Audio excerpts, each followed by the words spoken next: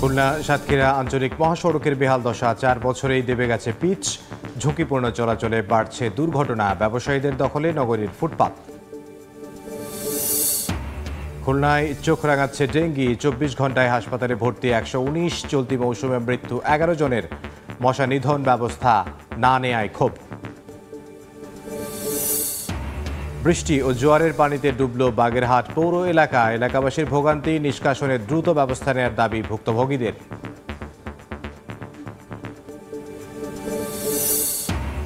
এবং অভ্যুত্থানের পর পলাতক সব ডিলার, বাগেরহাটে ওএমএস এর পণ্য বিক্রি নিয়ে জটিলতা, উপকারভোগীদের ভোগান্তি, দ্রুতই সমাধানের আশ্বাস কর্তৃপক্ষের।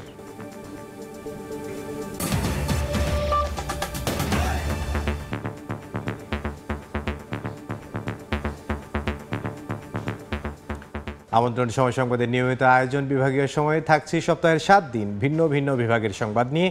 আজ থাকছে খুলনা বিভাগ, সঙ্গে আছি আমি ইমদাদুল হক। সৌন্দর্য বর্ধন ও নাগরিকদের হাঁটার সুবিধায় খুলনায় ফুটপাত নির্মাণ হলেও তা এখন ব্যবসায়ীদের দখলে।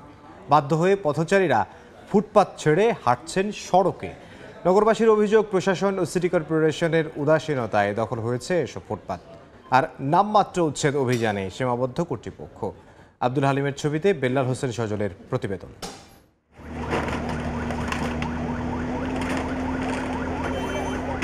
খুলনা নগরীর লোয়ার যশোর রোডের একটি দোকানের মালামাল জব্দ করছে সিটি কর্পোরেশনের কর্মচারীরা। বারবার সতর্ক করার পরও কর্তৃপক্ষকে বৃদ্ধাঙ্গুলি দেখিয়ে ফুটপাত দখল করে চলছিল ব্যবসা। এই প্রবণতা যেন নগর জুড়ে। যানজট নিরসন, সৌন্দর্য বর্ধন ও পথচারীদের হাঁটার জন্য ফুটপাত নির্মাণ হলেও এখন তা ব্যবসায়ী ও স্থানীয়দের দখলে। ফুটপাতের ওপর নির্মাণ সামগ্রীর স্তূপ, দোকানপাট, ব্যবসা বাণিজ্য সবকিছুই যেন নিয়মে পরিণত হয়েছে। 1,38,00,000 টাকা ব্যয়ে 2021 সালে নগরীর কিলে রোডের 2 ধারে নির্মাণ করা হয় ড্রেন ও ফুটপাত। ফুটপাত নির্মাণের পর থেকেই স্থানীয়দের দখলের কারণে কাঙ্ক্ষিত সুবিধা পাচ্ছেন না নগরবাসী। নগরবাসীর অভিযোগ, সাময়িক এই অভিযানে মাঝে মাঝে উচ্ছেদ হলেও আবারও পুনরাবৃত্তি হচ্ছে বারবার। তারা চান স্থায়ী সমাধান। এই জায়গাটা সবসময় 2 সাইডে দোকানদার যাই থাকে, ফুটপাতে দোকানদার, সব দোকানদার। আগের থেকে এদের সতর্ক করে দেয় অনেক সময়, এরা উঠে যাচ্ছে, আবার যখন এটা চলে যাচ্ছে 1 দিন বা 2 দিন পরে আবার। যে কাজ করব সেটা একবারই করতে হবে এবং পরিকল্পনা মাফিক করতে হবে। ফুটপাতে দীর্ঘদিন যাবত আছে, তাদেরও একটা ব্যবস্থা করতে হবে। তারা কোথায় যাবে? আমাকে ভ্যান নিয়ে যেতে না, সাধারণ পাবলিক বাইতে যায়, লোকের সাথে গ্যাঞ্জাম বাঁধে, রাস্তা ক্লিয়ার থাকবে, পাবলিকও যাতে পারবে। সঠিকভাবে মেনটেন করা, পুলিশ যাতে এখানে একটু ভালো করে ডিউটি করে। নাগরিক সমাজের প্রতিনিধিরা বলছেন, সিটি কর্পোরেশন সহ সংশ্লিষ্ট দফতরের উদাসীনতায় কোটি টাকার এই ফুটপাতের সুফল থেকে বঞ্চিত নগরবাসী। নিয়মিত অভিযান পরিচালনার মধ্যে যদি আইনের আওতায় আনা যায়, যদি জরিমানা করা যায়, যদি শাস্তির আওতায় আনা যায়, কারাদণ্ডের ব্যবস্থা করা যায় প্রচলিত আইন অনুযায়ী, তাহলে আমাদের মনে হয় যে এটা সম্ভব। ফুটপাত ও অবৈধ স্থাপনা দখলমুক্ত রাখতে অভিযান অব্যাহত থাকবে বলে জানান সিটি কর্পোরেশনের এই কর্মকর্তা। ব্যবসায়ী সমিতিগুলোর নির্লিপ্ততা, অদূরদর্শিতার কারণে আজকে শুধু এককভাবে সিটি কর্পোরেশনের উপরে এই দায়গুলো চলে আসতেছে। নগরবাসীর স্বার্থে এই কাজগুলো চলমান থাকবে আপনার যতক্ষণ পর্যন্ত আমরা এই কার্যক্রম শেষ প্রান্ত পর্যন্ত না যেতে পারবো। এই কাজ নগরীর ড্রেনেজ ব্যবস্থার উন্নয়ন ও ফুটপাত নির্মাণের 823 কোটি টাকার প্রকল্পের কাজ 2019 সালের জানুয়ারি মাসে শুরু হয়, যা এখনও চলমান। 2025 সালের 30 জুন শেষ হওয়ার কথা রয়েছে। বেল্লাল হোসেন সজল, সময় সংবাদ, খুলনা।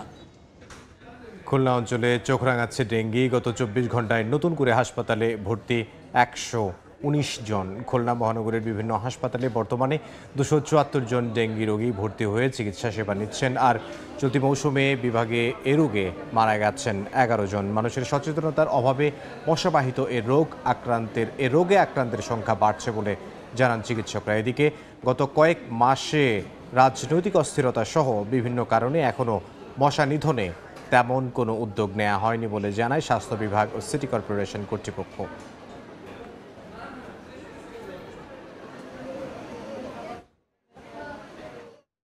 খুলনা অঞ্চলের ডেঙ্গি পরিস্থিতির আরও খবর জানবো। এই মুহূর্তে খুলনা মেডিকেল কলেজ হাসপাতালে আছেন সহকর্মী বেল্লাল হোসেন সজল, সরাসরি যাব তার কাছে। সচেতনতার অভাবেই প্রতিদিন খুলনা বিভাগ জুড়ে বাড়ছে রোগীর সংখ্যা। এই সংখ্যাটি প্রতিদিন 20 থেকে 30 জন নতুন করে আক্রান্ত হয়ে হাসপাতালগুলোতে ভর্তি হচ্ছেন। গত 24 ঘন্টায় খুলনা বিভাগে 119 জন রোগী ডেঙ্গু রোগে আক্রান্ত হয়ে তারা হাসপাতালে ভর্তি হয়েছে। এর মধ্যে খুলনা জেলায় আছে সর্বোচ্চ 39 জন। খুলনা মেডিকেল কলেজ হাসপাতালে এই রোগীর সংখ্যা 9 জন। আমরা দেখতে পাচ্ছি যে খুলনা মেডিকেল কলেজ হাসপাতালের যে বিভিন্ন ওয়ার্ড রয়েছে সেই সাধারণ ওয়ার্ডের মধ্যে এক কর্নারে তারা ডেঙ্গু রোগীদের রাখছেন। তবে এখানেও সেই একই চিত্র, যে সচেতনতার অভাব সেটি কিন্তু আমরা লক্ষ্য করছি। এই ওয়ার্ডটির কে ডেঙ্গু ওয়ার্ডের ডেঙ্গু রোগী রাখা হয়েছে, তবে এখানে কিন্তু আমরা এসে দেখেছি কোনো রোগী কিন্তু তারা মশারি টানাননি, এবং আমরা দেখতে পাচ্ছি একই চিত্র কিন্তু হাসপাতালের যে অন্যান্য ওয়ার্ডগুলো রয়েছে সেখানে চিত্রগুলো ঠিক এমন। যদি একটু বলি, ডেঙ্গুর যে প্রকোপ সেটি কিন্তু ক্রমান্বয়ে বাড়ছে, এবং ভয়াবহতার কথা যদি বলা যায় যে এই মৌসুমেই কিন্তু এখন পর্যন্ত ডেঙ্গুতে আক্রান্ত হয়েছে বিভাগ জুড়ে 2679 জন। এর মধ্যে খুলনায় আক্রান্ত হয়েছে 971 জন রোগী।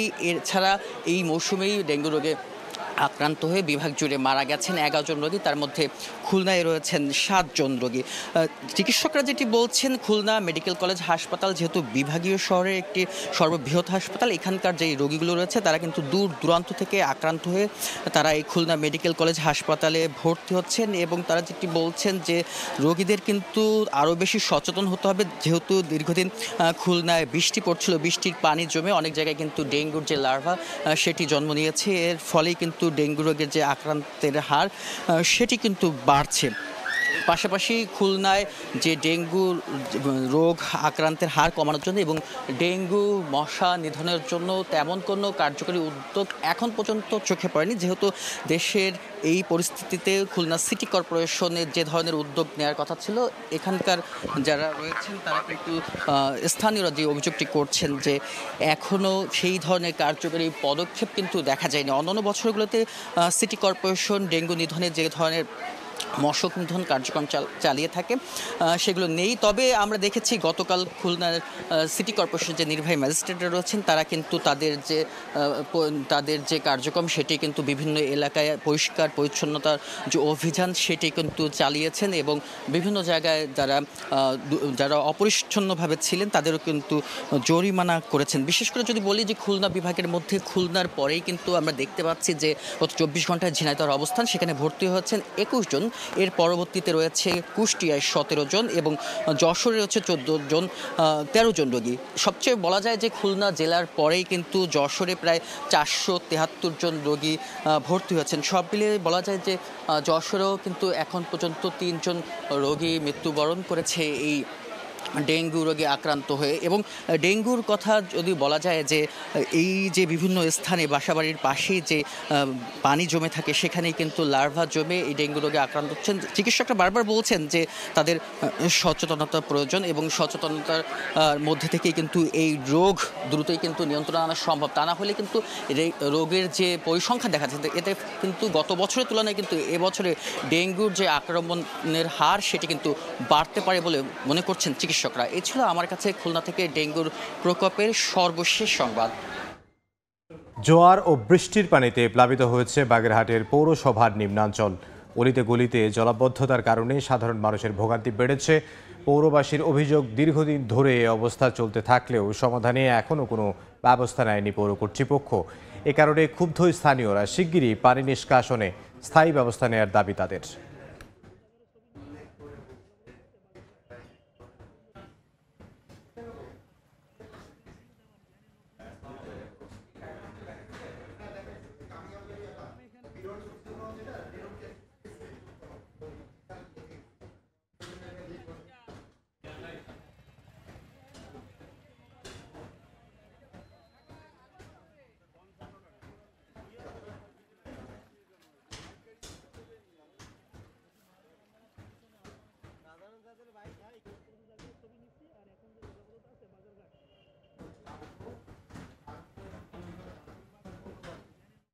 জলাবদ্ধতার আরও খবর জানবো। এই মুহূর্তে বাগেরহাট পৌর এলাকায় আছেন সহকর্মী আলী আকবর টুটুল, সরাসরি যাচ্ছি তার কাছে। বাগেরহাটের পৌরসভা একটা প্রথম শ্রেণীর পৌরসভা। এই পৌরসভা আসলে দীর্ঘদিন ধরে মানুষের আসলে দুর্ভোগ বেড়েই চলছে, কারণ একদিকে রাস্তাঘাট ভাঙাচোরা, অন্যদিকে আসলে বাগেরহাট পৌরসভার যে পাশে যে বৈরব নদী আছে, সেই নদীর যে আসলে যে শহর রক্ষাবাঁধ আছে, সেই রক্ষাবাঁধে আসলে প্রায় 36টা ঘেট রয়েছে। এই ঘেটগুলোর কারণে অনেকটা অকেজো হয়ে থাকার কারণে গেল জোয়ার বাটার পানি আসলে উঠছে। আসলে বাগেরহাটের যে একেবারে কেন্দ্রবিন্দু বড় বাজার, সেখানে কিন্তু আসলে মানুষের এই যে ভোগান্তি আসলে দিন দিন আসলে বাড়ছে। প্রতিনিয়ত এই দিন দিন এই ভোগান্তির কারণে কিন্তু মানুষের মধ্যে এক ধরনের হতাশা আমরা লক্ষ্য করেছি। আমি যে স্থানে আছি বাগেরহাট পৌরসভার একেবারে ঠিক পৌরসভার সংলগ্ন স্টেডিয়ামের পিছনে, যে এই রোডটা কিন্তু আসলে স্টেডিয়াম রোড বলে, এবং এখানে কিন্তু প্রায় বছরে 5 মাস ধরেই আসলে পানিতে নিমজ্জিত থাকে বর্ষার মৌসুমটা শুরু করে, এবং জোয়ারের পানি ওঠানামা করে, যার ফলে এখানের বাসিন্দারা আমাকে জানিয়েছে যে আসলে তারা কিন্তু এখানে যে বাসিন্দারা রয়েছে তারা কিন্তু বলছে যে অনেক ভাড়াটিয়া পর্যন্ত তারা কিন্তু আসে না, এবং অনেক রিক্সা এবং এবং এবং যাতায়াত ক্ষেত্রেও কিন্তু তারা ভোগান্তির মধ্যে পড়েছে। অনেকের কিন্তু এই এই জলাবদ্ধতার কারণে আসলে বিভিন্ন ধরনের রোগ ব্যাধি কিন্তু তার মধ্যে ছড়িয়ে পড়ছে, এমনটাই কিন্তু এখানকার বাসিন্দাদের অভিযোগ রয়েছে। তবে যদি এই এই দীর্ঘদিন ধরে যে এই যে অনুন্নত এবং অব্যবস্থাপনার কারণকে দায়ী করছে পৌর কর্তৃপক্ষকে, তা পৌর কর্তৃপক্ষ আসলে সেই ধরনের ব্যবস্থা না নেওয়ার ফলে কিন্তু আজ এই দুর্ভোগের মধ্যে পড়েছে, এমনটাই কিন্তু এখানকার বাসিন্দারা জানিয়েছেন। পৌরসভা শুধু এই রোডটাই নয়, এখানে খাদ্দার এবং হাসপাতাল রোড এবং ডাকবাংলা মোড় এবং বাজার, এছাড়া আসলে বিভিন্ন সড়কে যে নিচু এলাকাগুলো রয়েছে সেগুলো পাকা রাস্তা সড়কগুলো আসলে কিন্তু পানিতে নিমজ্জিত হয়ে থাকে এবং জোয়ার পাটার পানি ওঠে। এছাড়া বৃষ্টি হলেই কিন্তু এখানে জলাবদ্ধতা সৃষ্টি হয়, যার ফলে কিন্তু এই রাস্তাগুলো নষ্ট হয়ে যাচ্ছে। পাশাপাশি আসলে বাড়িঘরের পানি ওঠে, অনেকের নাজেহাল অবস্থা সৃষ্টি হয়, নানা দুর্ভোগের মধ্যে পড়ে পানিবাহিত নানান রোগের সৃষ্টি হয়। এর ফলে কিন্তু আসলে যে অনেক ছেলেমেয়েরা কিন্তু স্কুলে যেতে পারছে না, এবং অনেক অভিভাবকরা কিন্তু তারা কিন্তু আসলে দায়ী করছেন যে এখানে পৌর কর্তৃপক্ষর অসচেতনা এবং এবং তাদের কিন্তু অব্যবস্থাপনার কারণে কিন্তু এটা সমস্যা সৃষ্টি হচ্ছে। আর যদি আরেকটু বলি যে এখানে আসলে যে 36টা যে গেট রয়েছে, এই গেটগুলো আসলে প্রতিনিয়ত কিন্তু মেনটেন্যান্সের জন্য তারা কিন্তু কোনো ধরনের ব্যবস্থা না থাকার কারণে আসলে এই পানি নিষ্কাশন না হওয়ার কারণে আসলে ভোগান্তিটা আসলে বাড়ছে। যদি এই ধরনের ব্যবস্থা নেওয়া হয় তাহলে হয়তোবা এই ধরনের ভোগান্তি থেকে তারা মুক্তি হবে। তবে এই সরকার পরিবর্তন হওয়ার পরে মানুষের মধ্যে এক ধরনের আশার আলো তারা দেখতে পাচ্ছে যে বর্তমান সরকার যদি এই পৌরসভাগুলোকে যেগুলো অনুন্নত রয়েছে, যেগুলো কাজ হয়নি বা এরকম খানাখন্দে ভরা এবং পৌরসভার তাহলে কাজগুলো যদি তারা উন্নয়নের দিকে এগিয়ে যায় তাহলে হয় মানুষের মধ্যে আর স্বস্তি ফিরবে এবং দুর্ভোগটা কমবে, এমনটাই কিন্তু জানিয়েছে। তো পৌর কর্তৃপক্ষের সাথে আমরা কথা বলছিলাম, তারা বলছে যে বাগেরহাটে প্রায় 22টি সড়কই আসলে একেবারে ঝুঁকিপূর্ণ রয়েছে, এবং যেখানে জোয়ার ভাটার পানি থেকে শুরু করে রাস্তাগুলো খনাখন্দে ভরা রয়েছে। এগুলো একটা পরিকল্পনার মাধ্যমে তারা কিন্তু কাজ করে এমনটাই দিচ্ছে।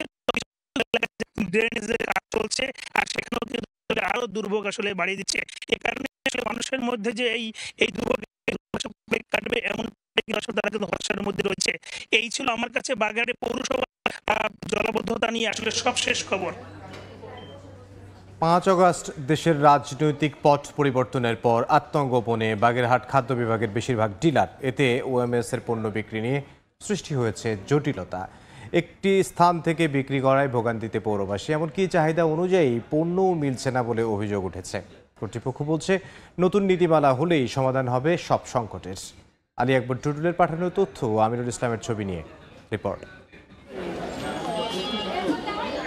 কম দামে খাদ্যপণ্য কিনতে ভোর থেকে দীর্ঘ সারি, 6টা থেকে কার্যক্রম শুরু হলে একে একে সবাই সংগ্রহ করছে চাল ও আটা।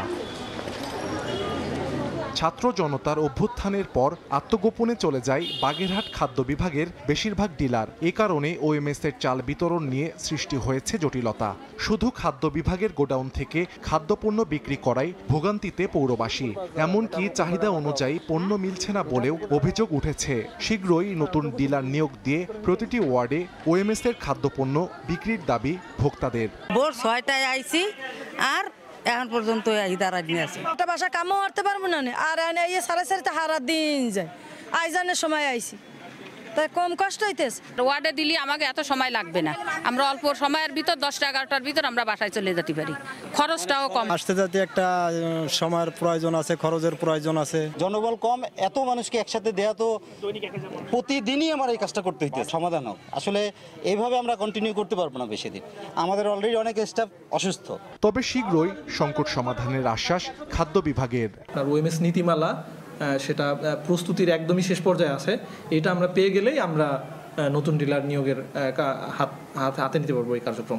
খাদ্য বিভাগের তথ্য মতে বাগেরহাট পৌরসভায় সপ্তাহে 5 দিন 5,000-এর বেশি ভোক্তা 30 টাকা কেজি দরে চাল এবং 24 টাকা কেজি দরে আটা কেনেন। সময় সংবাদ, বাগেরহাট। ঝিনাইদহের কালীগঞ্জে নতুন সেতু নির্মাণ করতে ভাঙা হয় পুরাতন সেতু, তবে 6 মাস কেটে গেলেও শুরু হয়নি সেতুর নির্মাণ কাজ। এতে ভোগান্তিতে পড়েছেন 2 ইউনিয়নের কয়েক হাজার মানুষ। বাঁশ দিয়ে নামমাত্র বাইপাস নির্মাণ করলেও তা ব্যবহার অনুপযোগী। শিগগিরই নতুন সেতু নির্মাণের দাবি এলাকাবাসীর। সজিবুল ইসলামের ছবিতে লোটাস রহমান সোহাগের রিপোর্ট।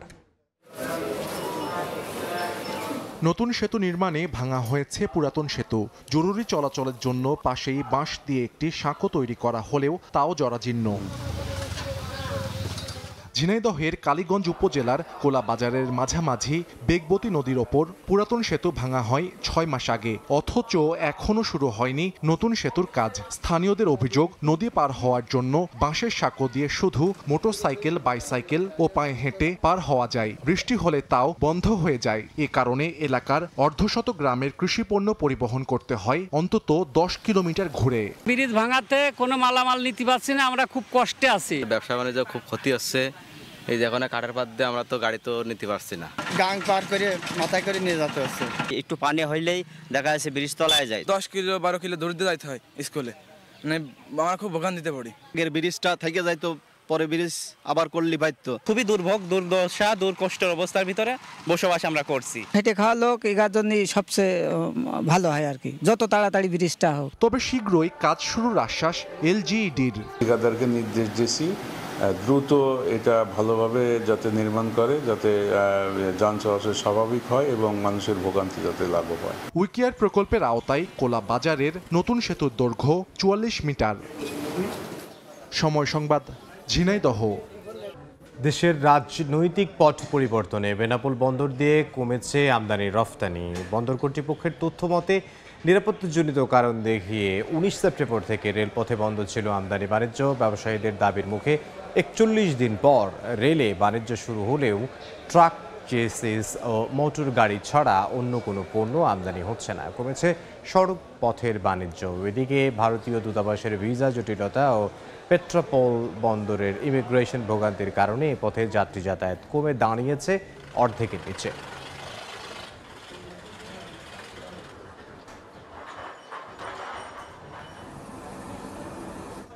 বেনাপোল বন্দরের আমদানি রপ্তানি বাণিজ্য ও যাত্রী যাতায়াত নিয়ে আরও তথ্য জানবো। সেখানে আছেন সহকর্মী আজিজুল হক, সরাসরি যাব তার কাছে। এবং রেলপথে ভারতের সাথে যে আমদানি রপ্তানি বাণিজ্য বা যাত্রী যাতায়াত হয়ে থাকে তার একটি বড় অংশ কিন্তু যোগাযোগ ব্যবস্থা সহজ হয় এই বেনাপোল বন্দর ব্যবহার করে হয়ে থাকে। তবে আমরা দেখতে পেয়েছি জুলাই এবং আগস্টে যে বৈষম্যবিরোধী ছাত্র আন্দোলন, এই আন্দোলনের মধ্যে নিরাপত্তাজনিত কারণ দেখিয়ে কিন্তু সরকার রেলপথে আমদানি বাণিজ্য এবং যে যাত্রী পরিষেবা সেটি বন্ধ করেছিল। এছাড়া বন্ধ করা হয়েছিল কিন্তু বাংলাদেশিদের ভিসা প্রদান। ফলে আমরা দেখতে পেয়েছি রেলপথে এই বাণিজ্য বন্ধ করার পরে কারণে কিন্তু প্রচুর পরিমাণে যে বাণিজ্য ঘাটতি দেখা গিয়েছিল। অবশেষে ব্যবসায়ীদের দাবির মুখে 41 দিন পরে কিন্তু রেলপথে ভারতের সাথে যে পণ্য পরিবহনের সুযোগ হলেও কিন্তু শুধুমাত্র মোটর কার ছাড়া কিন্তু অন্য যে পণ্য তার আমদানির সুযোগ কিন্তু এখনোই সৃষ্টি হয়নি। এছাড়া কিন্তু আমরা দেখতে পেয়েছি যে রেলপথে যে ভারত এবং বাংলাদেশের মধ্যে যাত্রী সেবা অর্থাৎ বন্দর রেল যেটি চলাচল করতো সেটি কিন্তু এখনো বন্ধ আছে। এর কারণে কিন্তু যেমন বাণিজ্য ঘাটতি দেখা গেছে, তেমনি কিন্তু যে যাত্রী সেবা বঞ্চিত হচ্ছে। এছাড়া আপনি জানেন যে স্বাভাবিক সময় বেনাপোল বন্দর ব্যবহার করে ভারত এবং বাংলাদেশের মধ্যে প্রায় 8 থেকে 10 হাজার পাসপোর্ট যাত্রী কিন্তু যাতায়াত করতো। যে সমস্ত যাত্রী যাতায়াত করতো তারা মূলত কিন্তু চিকিৎসা, ব্যবসা এবং উচ্চশিক্ষা গ্রহণে কিন্তু দুদেশের মধ্যে যাতায়াত করতো। হতো। তবে সরকার নিরাপত্তাজনিত কারণ দেখে কিন্তু ভিসা ব্যবস্থা বন্ধ রাখায় বর্তমানে কিন্তু এই যাতায়াতের সংখ্যা কিন্তু কমে দাঁড়িয়েছে পূর্বের তুলনায় কিন্তু অর্ধেকে। ফলে কিন্তু যে সমস্ত মানুষ জরুরি কাজে ভারত এবং বাংলাদেশের মধ্যে যাতায়াত করতো তারা কিন্তু বিভিন্নভাবে ক্ষতিগ্রস্ত হচ্ছেন। সর্বশেষ গতকালকের যদি পরিসংখ্যান আমরা বলি, ইমিগ্রেশনের কাছ থেকে আমরা যেটি পেয়েছি, গতকাল বেনাপোল বন্দর ব্যবহার করে ভারতে গেছে 2447 জন দেশ বিদেশি পাসপোর্টধারী এবং ভারত থেকে ফিরেছে 2218 জন। সাধারণ যারা ভুক্তভোগী তারা আমাদেরকে বলেছেন যে যেহেতু পূর্বের তুলনায় এখন দেশের পরিস্থিতি আবারও স্বাভাবিক হয়েছে নতুন সরকার গঠনের ফলে এই পথে যে আমদানি রপ্তানি বাণিজ্য রেলে যাতে সব ধরনের পণ্য পরিবহন করতে পারে সেই সুযোগ ভারত সরকার সৃষ্টি করবে এবং যে ভিসা ব্যবস্থা সেই ভিসা ব্যবস্থা সহজকরণের কিন্তু দাবি জানিয়েছেন। আপনি জানেন যে দেশের চিকিৎসা ব্যবস্থা দুর্বল হয় কিন্তু জরুরি যে চিকিৎসা এই জরুরি চিকিৎসার কাজে কিন্তু অধিকাংশ মানুষ কিন্তু ভারতে গিয়ে থাকে। তবে বর্তমানে কিন্তু মেডিকেল, বিজনেস, স্টুডেন্ট ভিসা বা ভ্রমণ ভিসা সেটি কিন্তু বলা যায় এক প্রকার বন্ধ আছে। এর কারণে কিন্তু নতুন করে কোনো পাসপোর্ট যাত্রী কিন্তু তাদের যে জরুরি কাজে কিন্তু ভারতে যাতায়াত করতে পারছেন না। তবে পিছনে পূর্বে যাদের ভিসা ছিল সে ধরনের কিছু পাসপোর্ট যাত্রী আমরা দেখেছি যে ভারত থেকে আসছে এবং বাংলাদেশে যাতায়াত করছেন। আপনি জানেন যে সবচেয়ে জরুরি যে কাজটি সেটা হচ্ছে বাণিজ্যের কাজ। যে সমস্ত ব্যবসায়ীরা ভারত এবং বাংলাদেশের মধ্যে আমদানি রপ্তানি বাণিজ্য করে থাকেন তারা কিন্তু ব্যবসায়িক প্রয়োজনে কিন্তু বেনাপোল বন্দর ব্যবহার করে তারা কিন্তু ভারতে যান পণ্যের খোঁজখবর নিতে। তবে এই বাণিজ্য ভিসাও কিন্তু বন্ধ থাকায় কিন্তু বাণিজ্যিকভাবে বড় ক্ষতির মুখোমুখি হতে হচ্ছে। ব্যবসায়ীরা আমাদের জানিয়েছেন দ্রুত যদি এই বাণিজ্য পরিষেবা বা ভিসা ব্যবস্থা যদি চালু করা না হয় তাহলে কিন্তু সামনের দিনে বড় ধরনের বাণিজ্য ঘাটতি যেমন দেখা যাবে তেমনি কিন্তু যে সমস্ত আমদানি পণ্যে দেশের বাজার মূল্য সেটিও কিন্তু বৃদ্ধি পাবে বলে আশঙ্কা করছেন। আমরা কথা বলেছি বেনাপোল স্থলবন্দর কর্তৃপক্ষের সাথে, তারা আমাদেরকে জানিয়েছেন যে ভিসা ব্যবস্থা জটিলতা অর্থাৎ ভিসা প্রদান কমিয়ে দেওয়া হয় কিন্তু বেনাপোল বন্দর দিয়ে ভারত এবং বাংলাদেশের মধ্যে যে পাসপোর্ট যাত্রী যাতায়াত সেটি কমেছে এবং রেলপথে শুধুমাত্র কিন্তু মোটর গাড়ি ছাড়া অন্য পণ্য আমদানির সেই সুযোগটি কিন্তু বর্তমানে নাই। তবে বেনাপোল বন্দরের যে সড়ক পথে কিন্তু যে আমদানি এবং রপ্তানি বাণিজ্য সেটি কিন্তু স্বাভাবিক ছিল।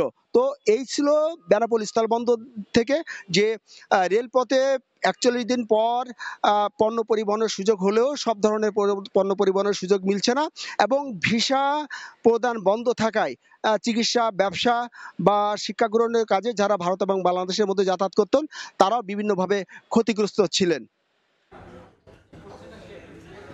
বেনাপোল থেকে আজিজুল হক। বেনাপোল সীমান্তে পুলিশের তালিকাভুক্ত শীর্ষ সন্ত্রাসী বাদশা মল্লিককে গ্রেফতার করেছে বিজিবি। বুধবার গভীর রাতে রঘুনাথপুরের কুদলার হাট এলাকায় অভিযান চালিয়ে তাকে গ্রেফতার করা হয়। পরে বেনাপোল পোর্ট থানায় তাকে সুপর্দ করা হয়। বিজিবি জানায় বাদশা দীর্ঘদিন ধরে সীমান্ত এলাকায় অস্ত্র ব্যবসা, স্বর্ণ চোরা কারবারি, মাদক, হুন্ডি, খুন, পাচার সহ বিভিন্ন অপরাধমূলক কর্মকাণ্ডে জড়িত ছিল। তার বিরুদ্ধে বিভিন্ন থানায় 15টির বেশি মামলা রয়েছে। বিভাগীয় সময়ে আরও একবার, আমন মৌসুমে গঙ্গা কপোতাক্ষ প্রকল্পের সেচ কার্যক্রম শুরু করেছে। কৃষকের চাহিদা মোতাবেক সেচের পানি দেয়া হবে বলে জানায় কর্তৃপক্ষ। তবে সারা বছর সেচের পানি চান কৃষকরা। বাবুল হোসেনের তোলা ছবি ও এস এম রাশিদের তথ্যে রিপোর্ট। চলতি আমন মৌসুমে কুষ্টিয়া, চুয়াডাঙ্গা, ঝিনাইদহ ও মাগুরা জেলার 13 উপজেলায় সেচ কার্যক্রম শুরু করেছে জিকে সেচ প্রকল্প। পদ্মার পানিতে 193 কিলোমিটার সেচ খালের মাধ্যমে সেচের পানি পৌঁছাচ্ছে আমন খেতে। কৃষকের চাহিদা অনুযায়ী 2184টি সুইচ কেটে পানি সরবরাহ নিয়ন্ত্রণ করছে। এতে বন্ধ হয়ে গেছে বিভিন্ন নলকূপ দিয়ে ভূগর্ভস্থ পানি উত্তোলন। কৃষক জানান সারা বছর পানি পেলে এক জমিতে 3 বার ধান উৎপাদন করতে পারবেন তারা। বোরিংয়ের পানি তো নিচেতে পানি ওঠে, সেই পানিতে খুব একটা শক্তিশালী না। আর জিকের পানি যদি অ্যাভেলেবল আসে আমাদের কোনো সার ফাঁস খুবই কম লাগে। পলি মাটি আসে, ওই পলি মাটির জন্য হচ্ছে এটা হচ্ছে মানে ধানের জন্য শক্তি। বিঘে প্রতি 200 টাকায় কমপ্লিট হয়, তাতে আমাদের ধানের খরচ অনেকটা কমে আসে। না ধরে না, জমির উর্বর শক্তি ভালো হয়, সরকার যেন এই কৃষকের মগজু তাকাইয়ে ওই কেলানের পানিটা যেন সারা বছর দেয়। কৃষকদের পরামর্শে সেচ কাজ অব্যাহত থাকবে বলে জানায় গঙ্গা কপোতাক্ষ সেচ কর্তৃপক্ষ। যেসব এলাকাগুলোতে পানির খুবই প্রয়োজন এবং যেসব এলাকা কৃষকের চাহিদা থাকে ওনারা আমাদের কাছে রিকুইজিশন পাঠায়, সেই আদালতে আমরা ওই এলাকাগুলোতে পানি সরবরাহ করে থাকি। গঙ্গা কপোতাক্ষ সেচ প্রকল্পে চলতি আমন মৌসুমে কুষ্টিয়ায় 1,10,107 হেক্টর জমিতে সেচ দেওয়া হচ্ছে। সময় সংবাদ, কুষ্টিয়া। কয়েক দফার ভারী বর্ষণে যশোরের 3 উপজেলায় সৃষ্টি হয় জলাবদ্ধতা। এতে ক্ষতিগ্রস্ত হয় কৃষি ও মৎস্য খাত। সংশ্লিষ্ট বিভাগের তথ্য মতে ক্ষতির পরিমাণ 236 কোটি টাকা। জুয়েল মৃধার পাঠানো তথ্য, আবুল কালাম আজাদের ছবি নিয়ে রিপোর্ট। 2 মাস আগে যশোরে 1,49,736 হেক্টর জমিতে রোপাপন, সবজি, কলা ও পান চাষ শুরু করেন কৃষক। গত 14 থেকে 16 সেপ্টেম্বর ভারী বর্ষণে জলাবদ্ধতা সৃষ্টি হয় মনিরামপুর, অভয়নগর ও কেশবপুর উপজেলায়। কয়েকদিন পর দ্বিতীয় দফায় আবারও মুষলধারায় বৃষ্টিতে তলিয়ে যায় 3 উপজেলার 52 বিল সহ অধিকাংশ এলাকা। কৃষি বিভাগের তথ্য মতে জলাবদ্ধতার কারণে 5,750 হেক্টর জমির ফসল ক্ষতিগ্রস্ত হয়, যার আর্থিক মূল্য 26,48,48,000 টাকা। আর মৎস্য বিভাগ বলছে 16,922টি ঘের ও পুকুর প্লাবিত হওয়ায় 210 কোটি টাকার ক্ষতি হয়েছে। সবকিছু ধ্বংস হয়ে গেছে, আমাকে এখন নিরুপায় কঠিন অবস্থার ভিতরে দিন যাপন করা হচ্ছে। এখন আমরা ওই বিড়ি শাপলা তুলে যশোর নিয়ে বিক্রয় করে সংসার চালাচ্ছি বড় কষ্টে। একশ্বাস খাচ্ছি না। কয়েক লক্ষ পরিবার পানির নিচে চলে গেছে এবং অর্থনৈতিকভাবে ব্যাপক ক্ষতির সম্মুখীন। 8,115 জন চাষিকে আমরা তালিকাভুক্ত করেছি যারা এই অতিবৃষ্টিতে তাদের ফসলের ক্ষয়ক্ষতি হয়েছে। পানির পুরোপুরি নেমে যাবে তখন আমরা প্রকৃত চিত্রটা ভেসে উঠবে এবং আমরা বলতে পারবো ক্ষয়ক্ষতির প্রকৃত চিত্র কত পরিমাণ। ক্ষতি কাটিয়ে উঠতে ভুক্তভোগীদের প্রণোদনার আশ্বাস জেলা প্রশাসনের। পানিটা নেমে গেলে কি পরিমাণ ক্ষতি হয়েছে এটা যদি জানা যায় তাহলে আমরা সংশ্লিষ্ট অধিদপ্তরকে আমরা জানিয়ে দেব ক্ষয়ক্ষতি এবং কিভাবে তাদেরকে এই ক্ষয়ক্ষতিটা কাটিয়ে পুনর্বাসন করা যায় এ বিষয়ে আমরা প্রয়োজনীয় পদক্ষেপ নেব। কৃষি ও মৎস্য বিভাগের তথ্য মতে ক্ষতিগ্রস্তদের এরই মধ্যে 1,600 জনকে প্রণোদনার জন্য তালিকাভুক্ত করা হয়েছে। সময় সংবাদ, যশোর। বিভাগীয় সময় আরও একবার। উপকূলীয় এলাকার নারী শিক্ষার্থীদের বিজ্ঞান ও তথ্য প্রযুক্তিতে দক্ষ করে গড়ে তুলতে খুলনায় অনুষ্ঠিত হল স্টেম ফেস্ট। রূপসা উপজেলায় comrade Ratan Sen collegiate girls স্কুলে দিনব্যাপী এই উৎসবে অংশ নেয় 8টি বিদ্যালয়ের 3 শতাধিক শিক্ষার্থী। এ সময় তারা 17টি বিজ্ঞান প্রকল্প, 14টি পোস্টার প্রেজেন্টেশন ও প্রোগ্রামিং কন্টেন্ট উপস্থাপন করেন। এছাড়াও ছিল কুইজ প্রতিযোগিতা ও রোবোটিক্স প্রতিযোগিতা। বিভাগীয় সময়ের শীর্ষ সংবাদগুলো জানিয়ে দিচ্ছে আরও একবার। খুলনা সাতক্ষীরা আঞ্চলিক মহাসড়কের বেহাল দশা, 4 বছরেই দেবে গেছে পিচ। ঝুঁকিপূর্ণ চলাচলে বাড়ছে দুর্ঘটনা, ব্যবসায়ীদের দখলে নগরীর ফুটপাত। খুলনায় চোখ রাঙাচ্ছে ডেঙ্গি, 24 ঘন্টায় হাসপাতালে ভর্তি 119। চলতি মৌসুমে মৃত্যু 11 জনের। মশা নিধন ব্যবস্থায় না নেয়ায় ক্ষোভ। এবং বৃষ্টি ও জোয়ারের পানিতে ডুবল বাগেরহাট পৌর এলাকায়। এলাকাবাসীর ভোগান্তি নিষ্কাশনে দ্রুত ব্যবস্থা নেওয়ার দাবি ভুক্তভোগীদের।